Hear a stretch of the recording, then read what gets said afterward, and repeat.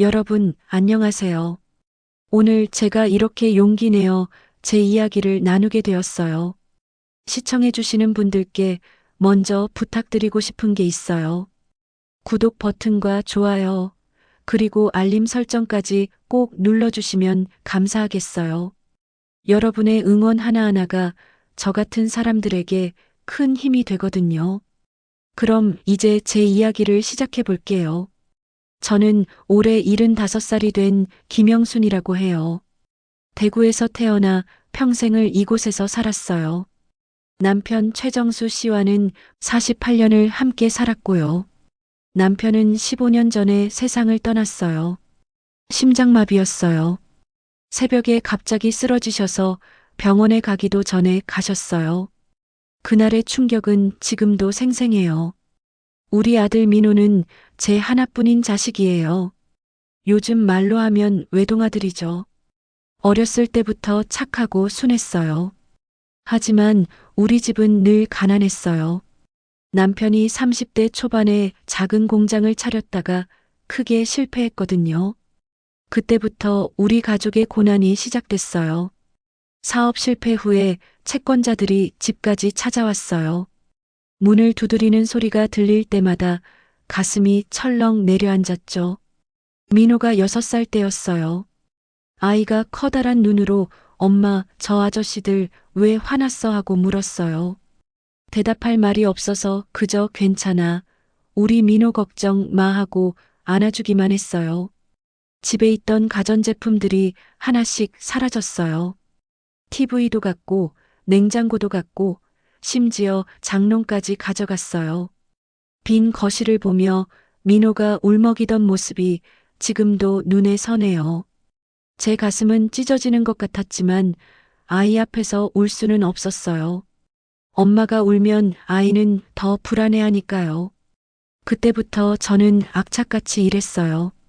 새벽 5시에 일어나 식당에서 설거지를 했어요. 낮에는 청소 일을 했고요. 저녁에는 공장에서 야간 작업을 했어요. 하루에 4시간 정도 자면서 일했어요. 손이 부르트고 허리가 아파도 참았어요. 내 아들만큼은 굶기지 않겠다는 일념이었어요. 민호는 그런 제 모습을 보며 자랐어요.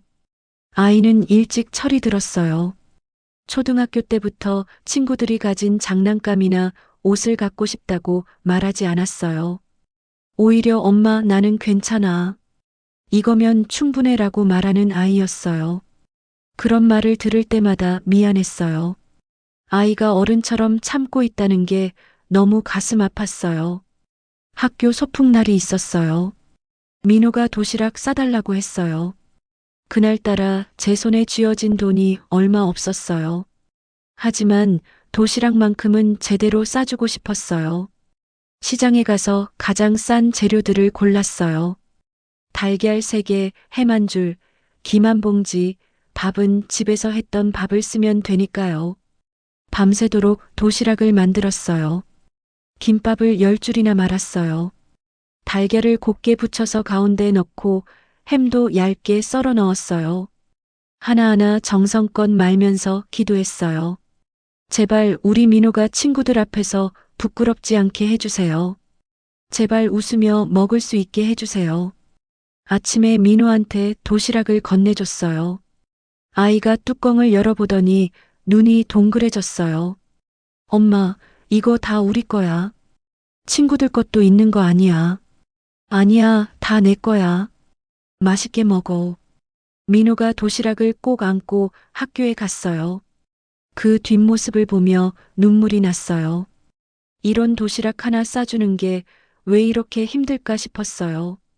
중학교에 들어간 민호는 신문 배달을 시작했어요. 제가 말렸어요. 민호야, 공부해야지. 신문 배달은 엄마가 해도 돼. 하지만 민호는 고집을 부렸어요. 엄마, 나도 돈 벌고 싶어요. 엄마 혼자 고생하는 거 보기 싫어요.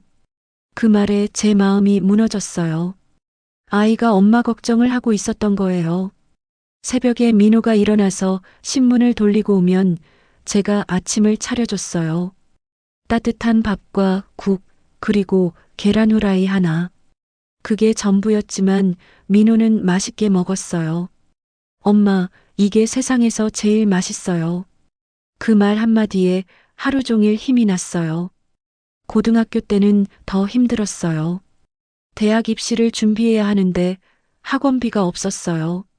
민호는 독학으로 공부했어요.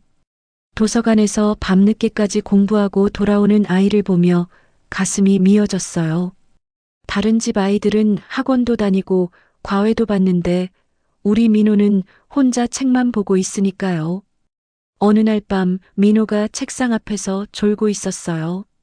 살짝 다가가 보니 수학 문제집이 펼쳐져 있었어요. 문제 옆에 물음표가 잔뜩 그려져 있었어요. 아이가 혼자 풀지 못해서 고민하고 있었던 거예요. 그 순간 제가 공부를 더 했더라면 아이를 도와줄 수 있을 텐데 하는 자책이 밀려왔어요. 민호는 그렇게 악착같이 공부해서 지방 국립대에 합격했어요. 합격 소식을 듣고 저는 얼마나 울었는지 몰라요. 우리 민호가 해냈구나. 가난 때문에 포기하지 않고 여기까지 왔구나. 남편이 살아계셨다면 얼마나 자랑스러워 했을까요? 하지만 등록금 문제가 남았어요. 국립대라 사립대보다는 싸지만 그래도 우리에겐 큰 돈이었어요. 저는 난일에 더해서 밤일까지 늘렸어요. 편의점 야간 알바까지 시작했어요. 이틀에 한 번꼴로 밤을 새웠어요. 몸은 비틀거렸지만 마음만은 단단했어요. 내 아들 대학만 보내면 돼. 그것만 생각하며 버텼어요. 민호는 대학 다니면서도 아르바이트를 3개나 했어요. 커피숍, 편의점, 과외까지요. 다른 대학생들처럼 MT도 안 가고 동아리 활동도 안 했어요. 그저 수업 듣고 일하고 집에 오는 게 전부였어요. 가끔 친구들이 놀러 가자고 하면 핑계를 대고 거절했대요. 그 얘기를 듣고 또 가슴이 아팠어요. 그렇게 민호는 20대를 보냈어요. 놀지도 못하고 여행도 못 가고 연애도 제대로 못하고요. 제가 가난해서 아이의 청춘을 빼앗아 버린 거예요. 그 죄책감은 지금도 남아 있어요. 하지만 민호는 한 번도 원망하는 말을 하지 않았어요. 오히려 엄마 괜찮아요. 우리 같이 이겨냈잖아요 라고 말했어요. 대학을 졸업하고 민호는 중견기업에 취직했어요. 월급이 그리 많은 건 아니었지만 우리에겐 큰 돈이었어요. 첫 월급을 받은 날 민호가 저를 식당으로 데려갔어요. 조금 비싼 곳이었어요. 엄마, 고기 드세요. 이제 제가 엄마 먹여 살릴 거예요. 그 말에 눈물이 쏟아졌어요. 28년 만에 처음 듣는 말이었어요. 민호가 32살 되던 해 여자친구를 데려왔어요. 이름은 박수진이었어요. 외모는 평범했지만 눈빛이 똑똑해 보였어요. 대학 동창이라고 했어요. 몇 년 전부터 알고 지냈다고요. 저는 반갑기도 하고 걱정도 됐어요. 우리 집이 가난한데 저 아이가 견딜 수 있을까 하는 불안이 있었거든요. 수진이 부모님을 만났을 때 그 걱정은 현실이 됐어요. 수진이 아버지가 의사였어요. 어머니는 약사였고요. 집안이 완전히 달랐어요. 저는 위축됐어요. 내가 여기 있어도 되나 싶었어요. 하지만 수진이는 저를 잘 대해줬어요. 어머니, 민호 오빠 정말 좋은 사람이에요. 제가 잘 모시겠습니다. 그 말에 조금 안심했어요. 결혼식은 소박하게 치렀어요. 수진이 쪽에서 비용을 대부분 부담했어요.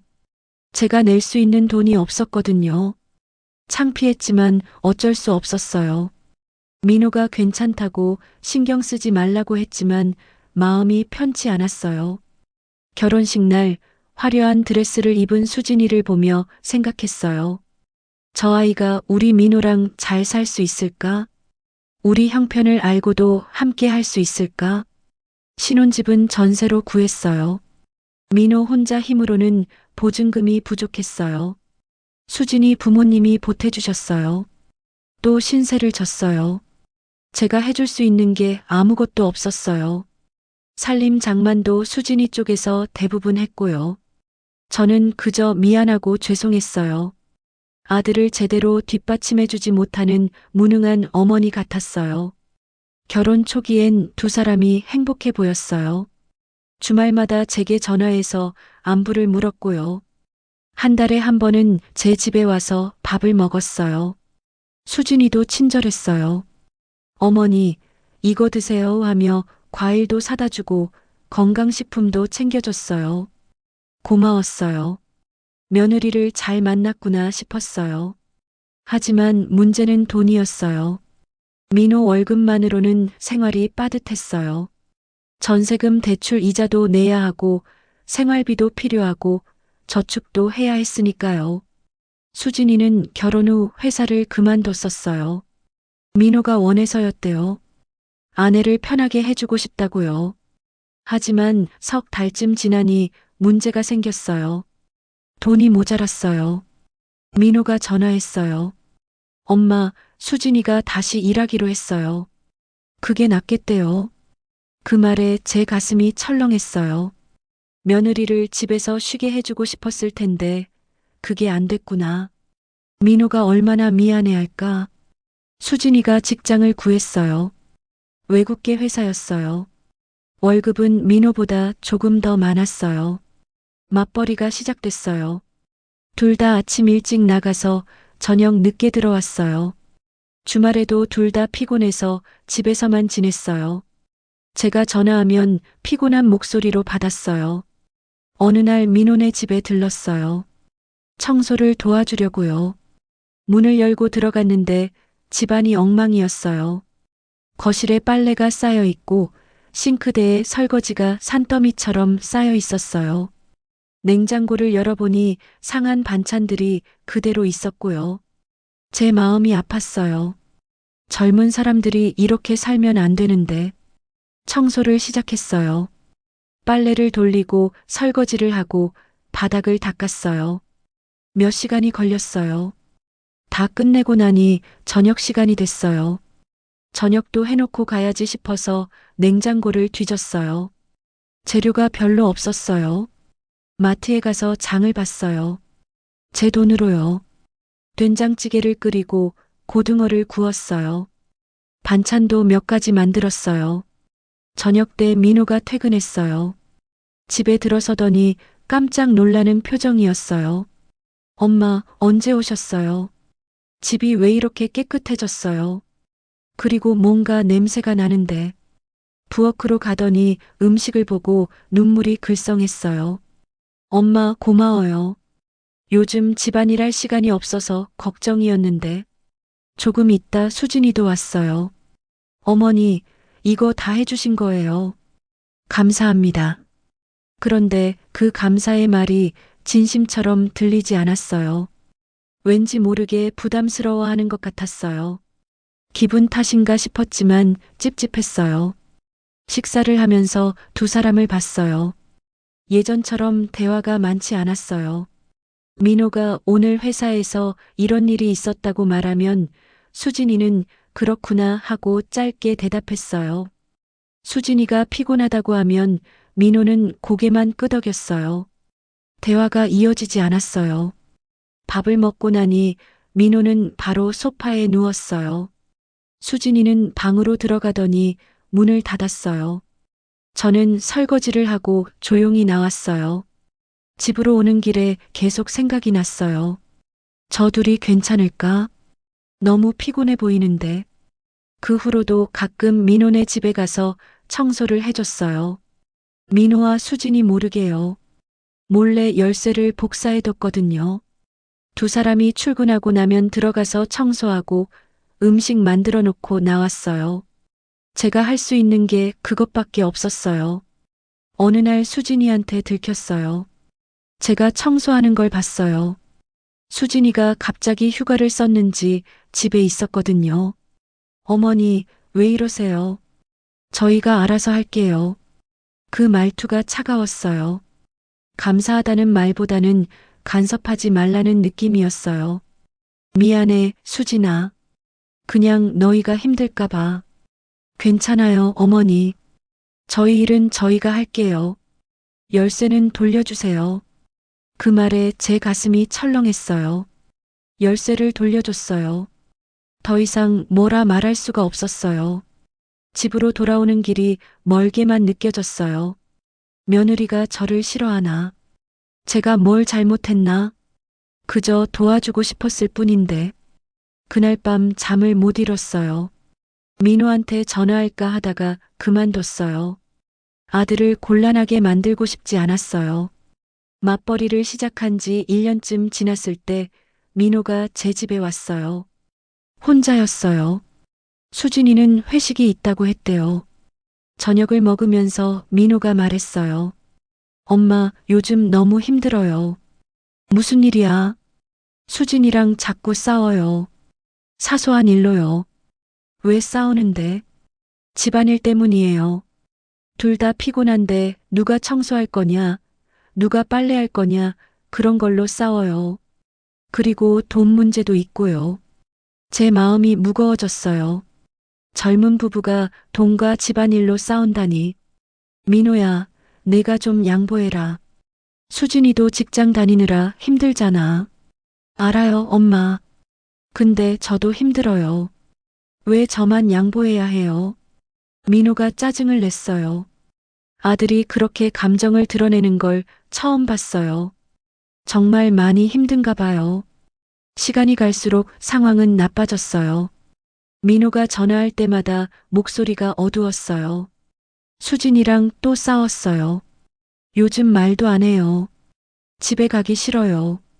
그 말을 들을 때마다 제 가슴이 찢어졌어요. 제가 가난해서 아들이 이렇게 고생하는 거잖아요. 어느 날 밤 민호한테서 전화가 왔어요. 엄마, 저희 각방 쓰기로 했어요. 뭐라고? 각방을 쓰기로 했어요. 서로 잠버릇이 다르다고 따로 자는 게 낫겠대요. 제 머릿속이 하얘졌어요. 신혼부부가 각방을 쓴다고. 그게 말이 돼? 민호야, 그러면 안 돼. 부부는 함께 자야지. 엄마, 저희도 어쩔 수 없어요. 이렇게라도 안 하면 더 싸우게 돼요. 민호 목소리가 지쳐 있었어요. 더 이상 뭐라 말할 수가 없었어요. 전화를 끊고 한참을 울었어요. 제 잘못이에요. 제가 돈이 있었다면 아들이 이렇게 고생하지 않았을 텐데. 그날부터 민호네 집이 걱정돼서 잠이 안 왔어요. 각방을 쓴다는 건 부부 사이가 멀어지고 있다는 신호잖아요. 이러다가 더 큰일이 나는 건 아닐까? 불안했어요. 하지만 제가 할 수 있는 게 없었어요. 그저 기도만 했어요. 제발 저 둘이 잘 이겨내게 해달라고요. 각방을 쓰기 시작한 지 석 달쯤 지났을 때 민호네 집에 갔어요. 명절이라서 차례를 지내러 갔거든요. 문을 열고 들어갔는데 집안 공기가 이상했어요. 너무 조용했어요. 부부가 함께 사는 집인데 생기가 없었어요. 거실에 민호가 앉아 있었어요. TV를 보고 있었는데 눈은 다른 곳을 보고 있었어요. 민호야, 엄마 왔다. 민호가 고개를 들었어요. 표정이 무거웠어요. 어서 오세요, 엄마. 수진이는 방에 있어요. 방문이 꼭 닫혀 있었어요. 노크를 했어요. 수진아, 나야. 잠시 후 문이 열렸어요. 수진이가 나왔는데 화장기 없는 얼굴이 헬쑥했어요. 어머니, 오셨어요. 목소리도 힘이 없었어요. 차례 준비를 했어요. 음식을 차리는데 둘이 대화가 없었어요. 민호가 이거 어디 놓을까요? 하고 물으면 수진이는 거기 놓으세요 하고 짧게 대답했어요. 눈도 마주치지 않았어요. 제 가슴이 답답했어요. 이게 신혼 3년 차 부부의 모습인가 싶었어요. 차례를 지내고 밥을 먹었어요. 식탁에 셋이 앉았는데 대화가 없었어요. 젓가락 소리만 들렸어요. 제가 물었어요. 너희 요즘 어떻게 지내니? 잘 지내요. 민호가 대답했어요. 하지만 잘 지낸다는 말이 거짓말처럼 들렸어요. 수진아, 너는 회사 일은 괜찮니? 네, 바빠요. 그게 대답의 전부였어요. 더 이상 물어볼 수가 없었어요. 분위기가 너무 무거웠거든요. 밥을 먹고 민호는 거실로, 수진이는 방으로 들어갔어요. 각자의 공간으로 가버렸어요. 설거지를 하면서 부엌에서 거실을 봤어요. 민호가 소파에 누워서 휴대폰만 보고 있었어요. 방에서는 수진이가 뭔가 하는 소리가 들렸어요. 둘 다 따로 놀고 있었어요. 같은 집에 있지만 마음은 따로인 것 같았어요. 저녁에 집으로 돌아가려는데 민호가 문 앞까지 나왔어요. 수진이는 나오지 않았어요. 엄마, 조심히 가세요. 민호야, 수진이랑 잘 지내야 해. 알아요. 하지만 민호 얼굴에 그늘이 드리워져 있었어요. 집에 돌아와서도 마음이 불편했어요. 저녁을 먹지도 않고 침대에 누웠어요. 천장을 바라보며 생각했어요. 이러다 이혼하는 거 아닐까? 그 생각에 눈물이 났어요. 제 아들이 이혼한다면 얼마나 힘들까? 생각만 해도 가슴이 아팠어요. 며칠 후 민호한테서 전화가 왔어요. 목소리가 침울했어요. 엄마, 저 좀 만나요. 지금. 응, 어디로 갈까? 엄마 집으로 갈게요. 1시간 후 민호가 왔어요. 얼굴이 많이 상해 있었어요. 무슨 일이야? 엄마, 수진이가 이혼 얘기를 꺼냈어요. 뭐라고? 제 귀를 의심했어요. 이혼을 하자고 했어요. 이렇게 사는 게 의미가 없대요. 민호가 고개를 떨구며 말했어요. 제 머릿속이 하얗게 변했어요. 왜 갑자기 그런 말을? 갑자기가 아니에요. 몇 달 전부터 생각하고 있었대요. 더 이상 같이 못 살겠대요. 민호 목소리가 떨렸어요. 눈가가 붉어져 있었어요. 제 가슴이 무너졌어요. 민호야, 그래도 이혼은 안 돼. 한 번 더 얘기해봐. 해봤어요. 여러 번 해봤어요. 근데 수진이 마음이 돌아서지 않아요. 그럼 왜 그런 거야? 수진이가 왜 그러는데? 민호가 한참을 망설이더니 말했어요. 수진이가 다른 사람을 만나고 있대요. 뭐라고? 제가 벌떡 일어났어요. 회사 선배래요. 원래 알던 사이였대요. 결혼 전부터요. 제 손이 떨렸어요. 그럼 수진이가 바람을 폈다는 거야. 바람이라기보다는 민호가 말끝을 흐렸어요. 처음부터 저보다 그 사람을 좋아했나 봐요. 근데 그 사람은 이미 약혼자가 있었대요. 그래서 접고 저랑 결혼했대요. 근데 그 사람이 최근에 파혼했대요. 그래서 수진이가 다시 만나고 있대요. 제 머리가 깨질 것 같았어요. 그럼 우리 민호는 뭐가 돼? 차선이었다는 거야. 아들의 눈에 눈물이 고였어요. 제 가슴이 찢어지는 것 같았어요. 민호를 꼭 안아줬어요. 한참을 그렇게 있었어요. 민호야, 엄마가 수진이한테 얘기해 볼게. 안 돼요, 엄마. 소용없어요. 수진이 마음은 이미 떠났어요. 그럼 어떡하니? 이혼 서류 쓸 거예요. 빨리 끝내는 게 나을 것 같아요. 민호가 단호하게 말했어요. 그날 밤 민호는 제 집에서 잤어요. 오랜만에 아들과 함께 자는 밤이었어요. 방문 너머로 민호가 훌쩍이는 소리가 들렸어요. 제 눈에서도 눈물이 흘렀어요. 내 아들이 저렇게 아픈데 엄마인 제가 해줄 수 있는 게 없었어요. 다음 날 아침 민호가 일어나서 말했어요. 엄마, 저 이제 집 빼야 할 것 같아요. 전세 기간이 얼마 안 남았는데 갱신이 어려워요. 여기 와서 살아도 돼? 아니에요. 제가 알아서 할게요. 민호가 고집을 부렸어요. 민호가 집을 나간 후 저는 한참을 멍하니 앉아 있었어요. 이게 꿈인가 싶었어요. 겨우 3년 전에 결혼했는데 벌써 이혼 얘기가 나오다니 믿기지 않았어요. 제 잘못이에요. 제가 돈이 있었다면 아들이 이렇게 되지 않았을 텐데. 한 달 후 이혼이 성립됐어요. 협의 이혼이었어요. 재산 분할도 깔끔하게 끝났어요. 수진이가 가져간 게 더 많았어요. 민호는 그냥 줬대요. 빨리 끝내고 싶었대요. 이혼 서류에 도장을 찍는 날 민호한테서 전화가 왔어요. 엄마, 끝났어요. 민호 목소리가 텅 비어 있었어요. 괜찮니? 괜찮아요. 이제 집 빼고 새로 구해야 해요. 어디로 갈 건데? 모르겠어요. 일단 고시원이나 갈까 봐요. 고시원이라니. 제 가슴이 미어졌어요. 엄마 집으로 와. 같이 살자. 아니에요. 혼자 있고 싶어요. 민호가 거절했어요. 더 이상 설득할 수가 없었어요. 아들의 목소리에 힘이 없었거든요. 알았어. 힘들면 언제든 엄마한테 와. 네. 민호는 역세권의 작은 고시원으로 들어갔어요. 제가 한번 찾아갔는데 너무 좁았어요.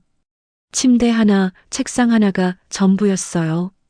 화장실과 샤워실은 공용이었고요. 35살 성인 남자가 사는 곳이 이렇다니. 눈물이 났어요. 민호야, 이게 무슨 방이야? 더 좋은 데 알아보자. 괜찮아요, 엄마.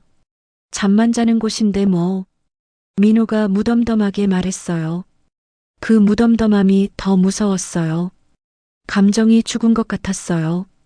이혼 후 민호는 달라졌어요. 말수가 줄었어요. 전화에도 짧게 대답했어요. 밥 먹었니?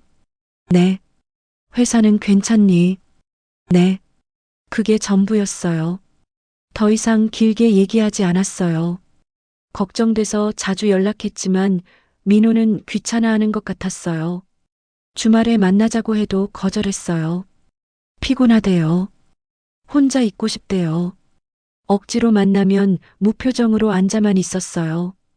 밥을 먹여도 맛있는지 모르겠다고 했어요. 뭘 물어봐도 모르겠다고만 했어요. 석 달쯤 지났을 때 민호 회사에서 연락이 왔어요. 민호가 출근을 안 한대요. 연락도 안 된대요.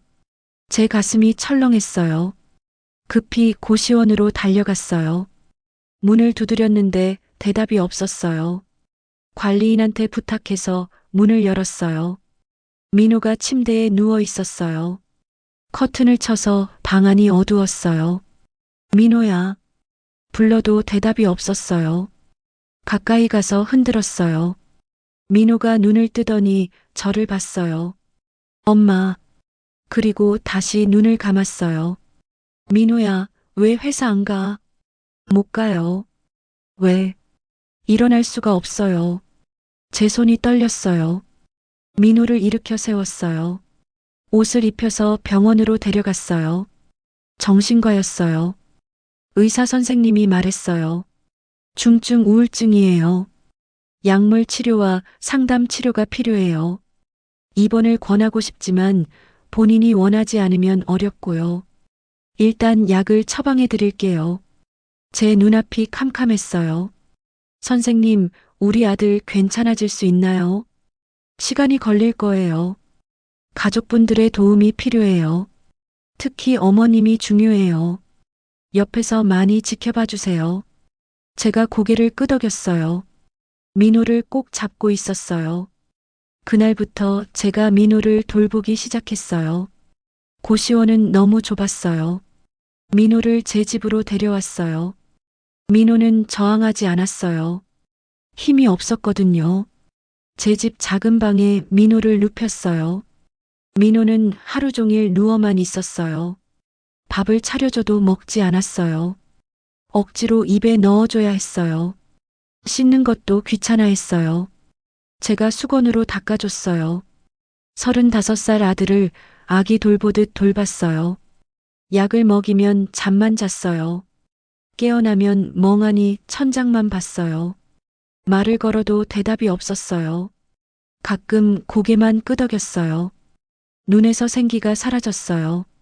제 아들이 점점 사라지는 것 같았어요. 병원 상담을 다녔어요. 일주일에 2번씩요. 민호를 억지로 데리고 갔어요. 상담실에서 민호는 말이 없었어요. 의사 선생님이 뭘 물어봐도 대답하지 않았어요. 고개만 저었어요. 선생님이 저를 불렀어요. 어머님, 환자분이 실어증 증상도 보이네요. 심리적 충격이 컸던 것 같아요. 시간이 필요해요. 조급하게 생각하지 마세요. 선생님 말에 눈물이 났어요. 내 아들이 말도 못하게 됐어요.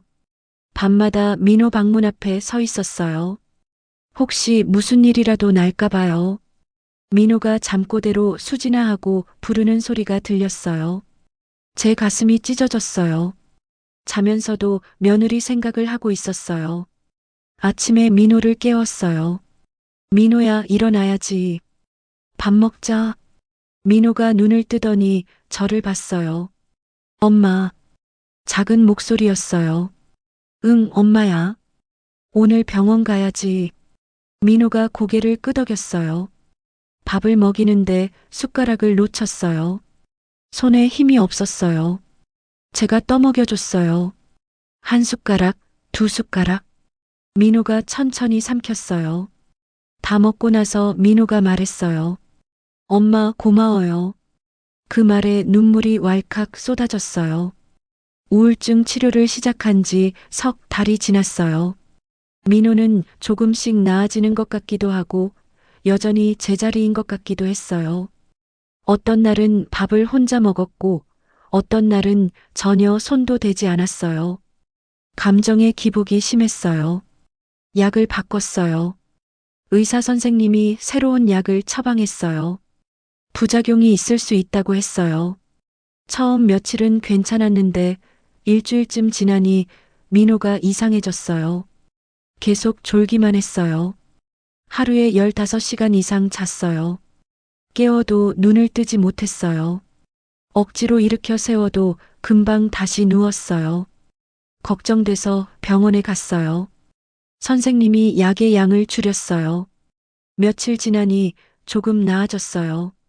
하지만 여전히 기운이 없었어요. 어느 날 민호가 제게 물었어요. 엄마, 제가 언제 나아질까요? 그 질문에 대답할 수가 없었어요. 저도 몰랐거든요. 곧 나아질 거야, 민호야. 조금만 참아. 하지만 그 말이 거짓말처럼 느껴졌어요. 민호가 다시 말했어요. 제가 폐인이 된 것 같아요. 아무것도 하기 싫어요. 죽고 싶어요. 그 말에 제 심장이 멎는 줄 알았어요. 민호야, 그런 말 하지 마. 엄마가 있잖아. 민호를 꼭 안아줬어요. 그날 밤부터 민호 곁을 떠나지 않았어요. 방문을 열어두고 거실 소파에서 잤어요. 혹시라도 민호가 무슨 짓을 할까 봐요. 밤새 잠을 못 잤어요. 민호 방에서 움직이는 소리만 나도 벌떡 일어났어요. 다음 날 민호가 화장실 간 사이에 방을 확인했어요. 위험한 물건이 있나 봤어요. 칼, 약, 끈 같은 거요. 다 치웠어요. 민호가 접근할 수 없는 곳에 숨겼어요. 과민 반응인 걸 알지만 어쩔 수 없었어요. 상담 치료도 계속했어요. 민호는 여전히 말이 없었어요. 선생님이 그림을 그려보라고 했어요. 민호가 종이에 뭔가를 그렸어요. 검은색 동그라미였어요. 꽉 찬 검은색 동그라미요. 선생님이 이게 뭐냐고 물었어요. 민호는 대답하지 않았어요. 상담이 끝나고 선생님이 저를 불렀어요.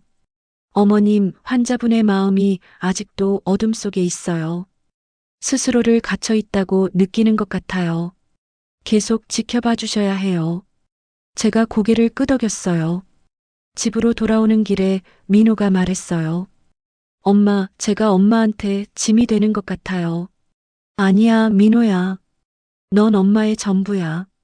짐이 아니라 소중한 아들이야. 민호가 고개를 숙였어요. 눈물이 뚝뚝 떨어졌어요. 집에 와서 저녁을 먹였어요. 민호가 조금 먹더니 숟가락을 놓았어요. 엄마, 맛있어요. 그 한마디에 제 눈에도 눈물이 났어요. 오랜만에 듣는 칭찬이었어요. 민호가 조금씩 돌아오고 있는 것 같았어요. 밤에 민호 방에서 소리가 났어요. 달려가 봤어요. 민호가 악몽을 꾸고 있었어요. 수진아, 가지 마. 제발. 잠꼬대로 외치고 있었어요. 민호를 깨웠어요. 민호야, 괜찮아. 꿈이야. 민호가 눈을 떴어요. 온몸이 땀으로 젖어 있었어요. 엄마. 민호가 저를 꼭 안았어요. 무섭다고 계속 꿈에 수진이가 나온다고 했어요. 제 가슴이 아팠어요. 민호를 달랬어요. 괜찮아. 엄마가 여기 있어.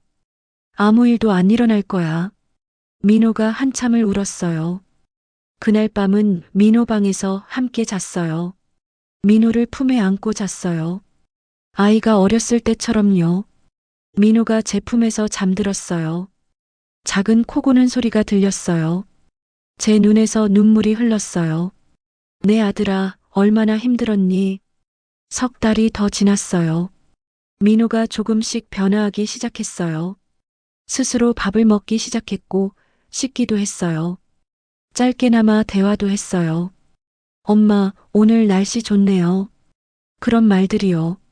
작은 변화였지만 저에게는 큰 희망이었어요. 어느 날 민호가 산책을 가자고 했어요. 처음 있는 일이었어요. 같이 나갔어요. 근처 공원을 천천히 걸었어요. 민호가 꽃을 보더니 말했어요. 예쁘네요. 제 눈에 눈물이 고였어요. 민호가 무언가를 예쁘다고 말한 게 몇 달 만이었어요. 벤치에 앉아 쉬었어요. 민호가 말했어요. 엄마, 제가 많이 힘들게 해드렸죠. 아니야. 엄마는 괜찮아. 죄송해요. 그리고 고마워요. 민호가 제 손을 잡았어요. 제 눈에서 눈물이 흘렀어요. 집으로 돌아오는 길에 민호가 말했어요. 엄마, 저 이제 조금 나아지는 것 같아요. 그래, 민호야. 천천히 가자. 급하지 않아.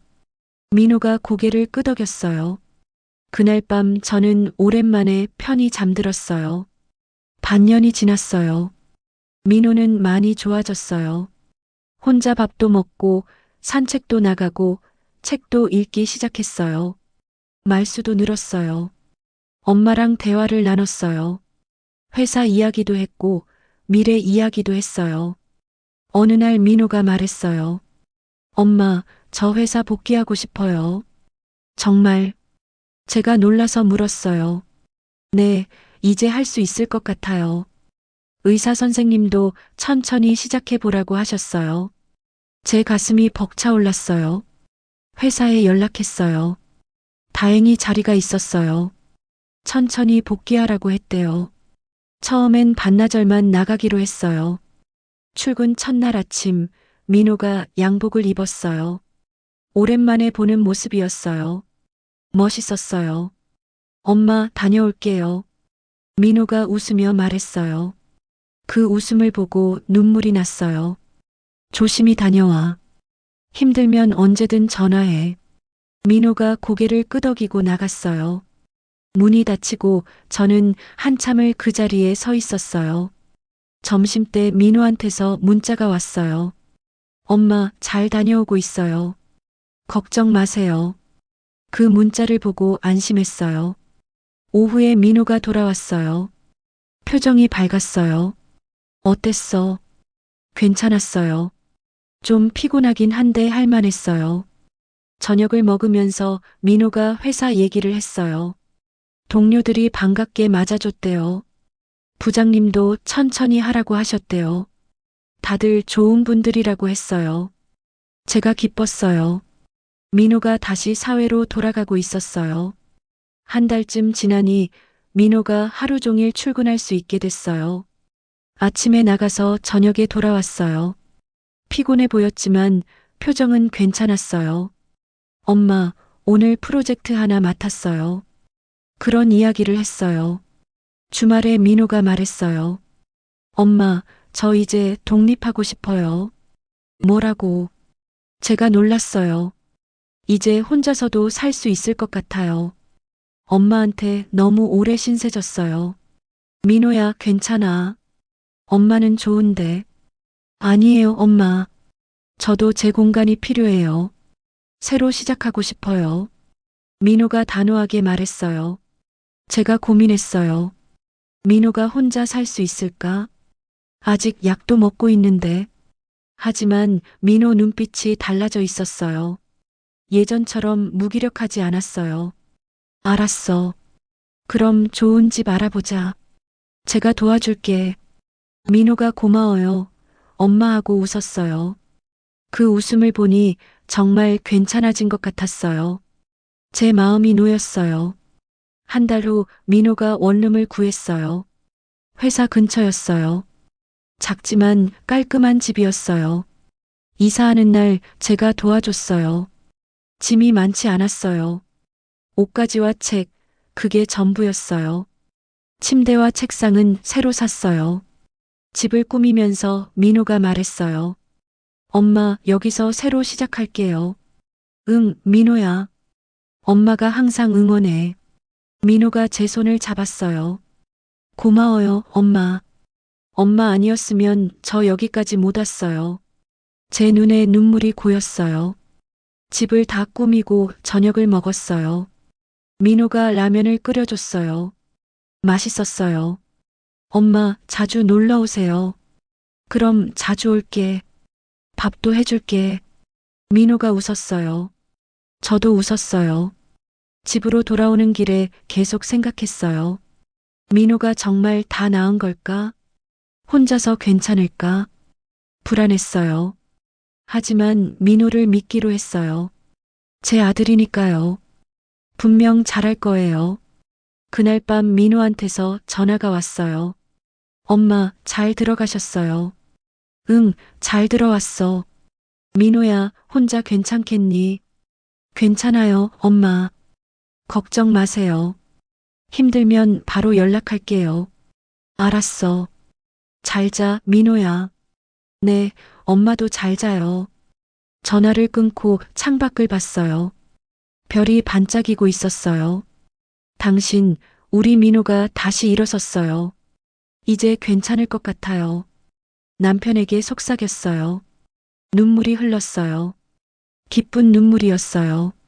석 달이 지났어요. 민호는 혼자 잘 살고 있었어요. 일주일에 한 번씩 전화했어요. 회사 일 잘하고 있다고, 건강하다고 했어요.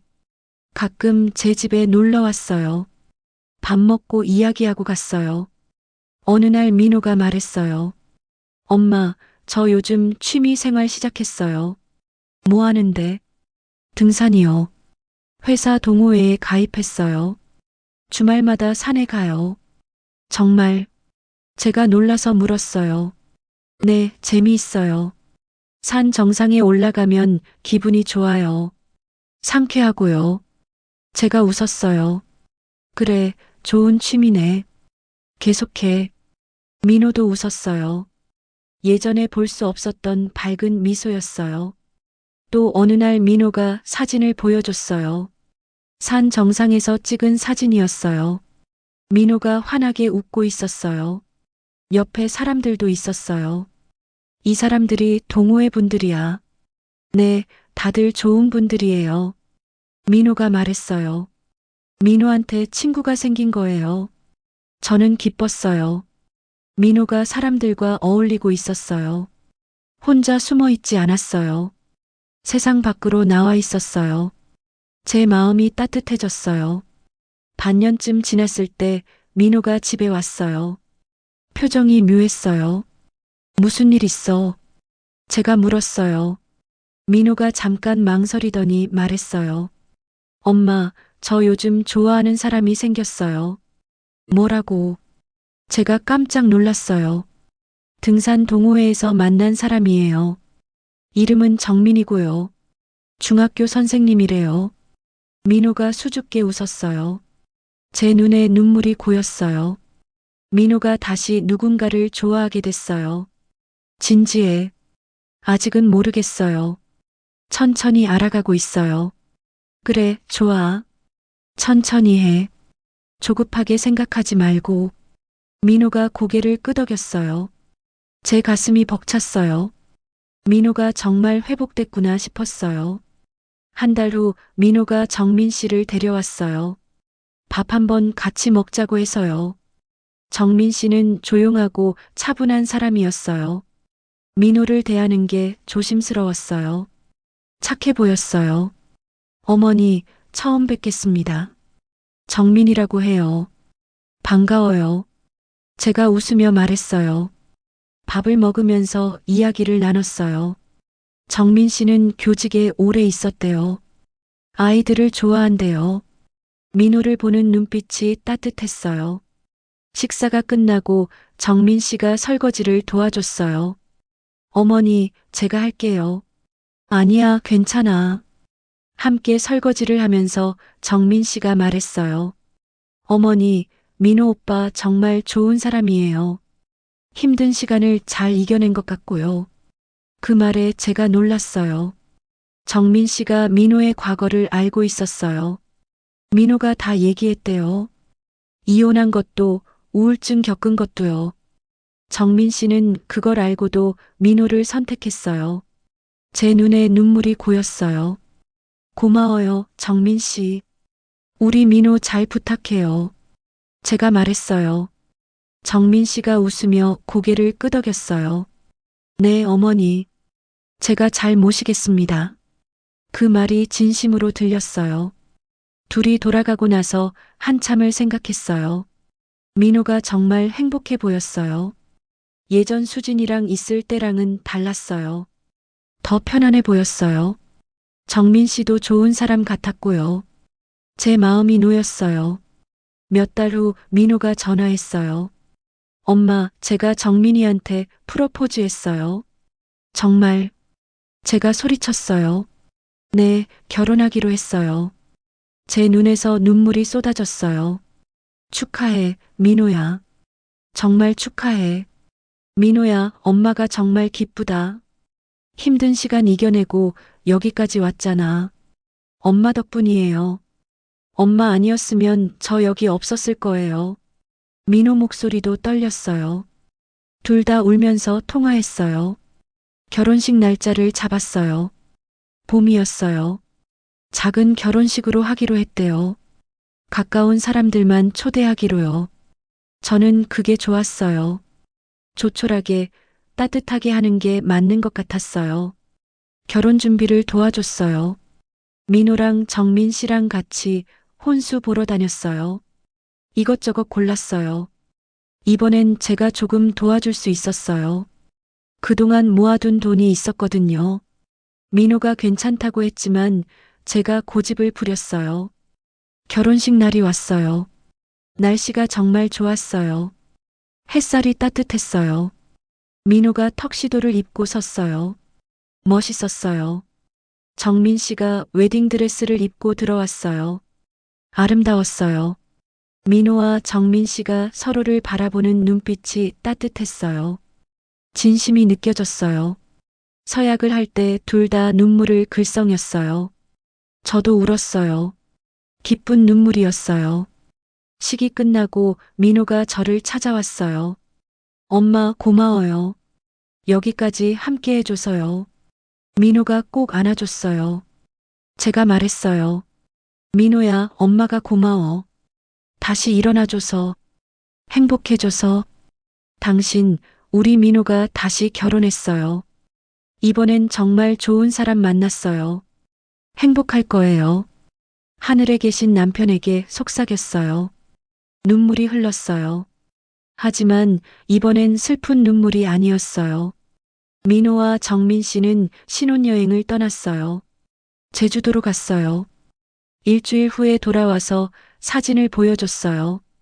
행복한 얼굴들이었어요. 제 마음도 행복했어요. 여러분, 제 이야기는 여기까지예요.